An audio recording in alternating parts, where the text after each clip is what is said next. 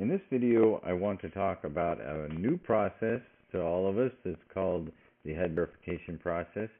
And this new process stems from the fact that in the 2014 data standards, HUD has required all of the vendors to implement an explicit declaration of whether or not clients have income, non-cash benefits, health insurance, or disabilities.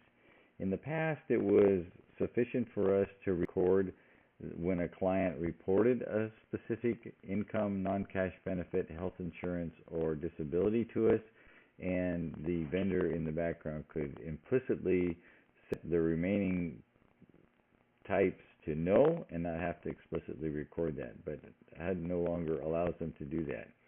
So what I want to demonstrate in this process is how we're going to operate with the new process on the base source. I'm going to scroll down in this record to the disabilities, and I'm going to point out that for all these, whether it's disabilities, monthly income, benefits, or health insurance, there's a new icon on the right hand side here called HUD verification, and it has a little red triangle which indicates that something's not right. And what that something is that, as I said, we have to explicitly say for each disability whether or not that we have that type.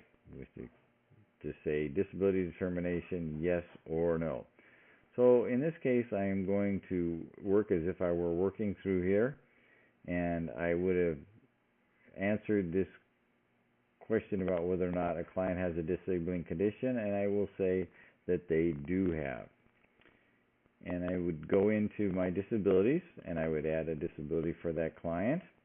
I'm going to add a disability that is, in this case, specifically going to be an alcoholic. So the first need to set in disability is that they reported it to us.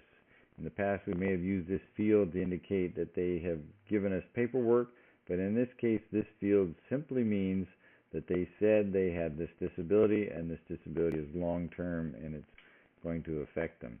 So this is really meaning that the disability is reported, yes or no.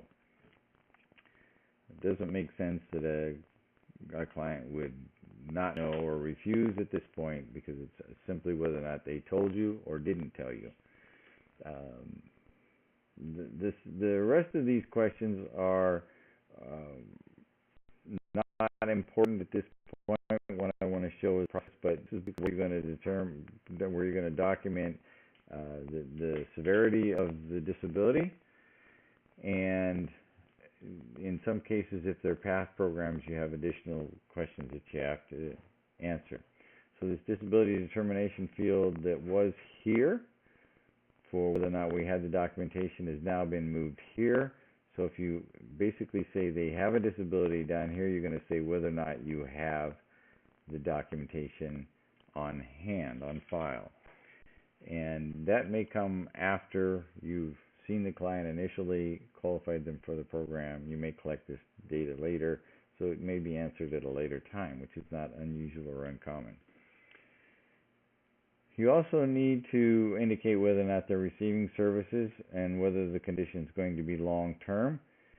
In this case, we'll say they're not yet receiving services, and if it's not long-term, we typically wouldn't record it here. So these are it's typically going to be a yes if you're recording it here. And since it's recorded here as long-term, it also means that this would be expected to be long-term as well. This is a little confusing now because in this case, HUD asked this basically same question, whether it's going to be long-term, two different ways depending on the type of question. And in a future date, this will probably be merged into a single question as it was in the past. Now, finally, down to the disability type, I'll set my disability type as being alcohol abuse, as I specified at the beginning. I have my start date set. want to add any notes, you can, and no end date at this point in time because this is an ongoing disability and expect it to be long term.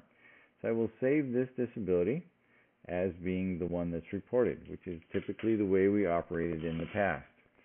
If I scroll back up here, I'll see that that disability is listed in my list of disabilities, with my determination being yes.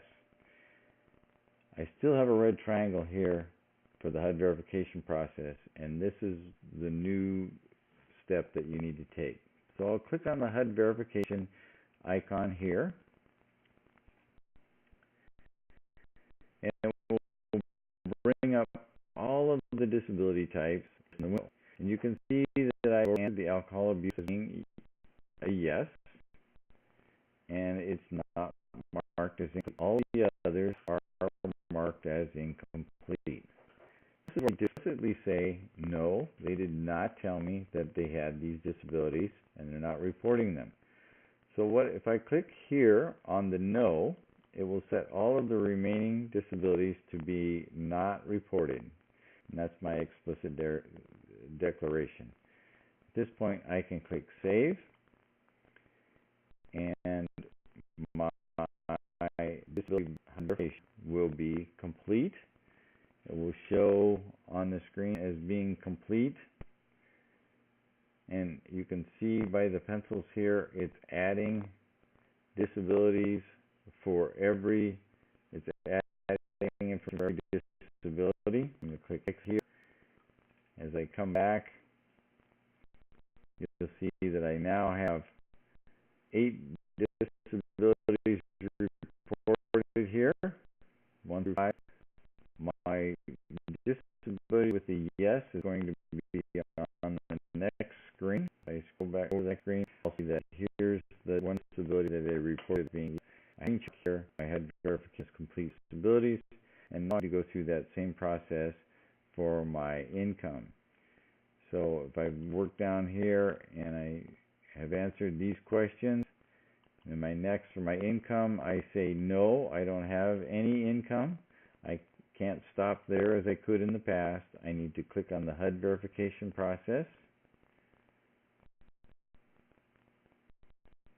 and explicitly answer no for each income type, whether or not they're receiving it. It marks them all for me. I can click Save and Exit.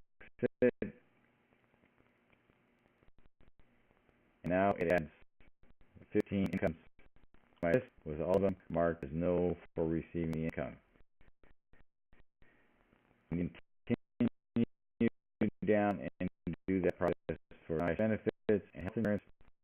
That the process is done.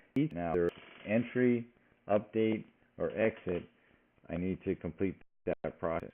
Once it's been done at entry, it will still be complete at update or exit. I'll just need to make any changes appropriate to those assessments as I would have in the past. If you have concerns about how to do that, there are other videos posted about changing assessments that have been recorded with the HUD verification process. Thank you.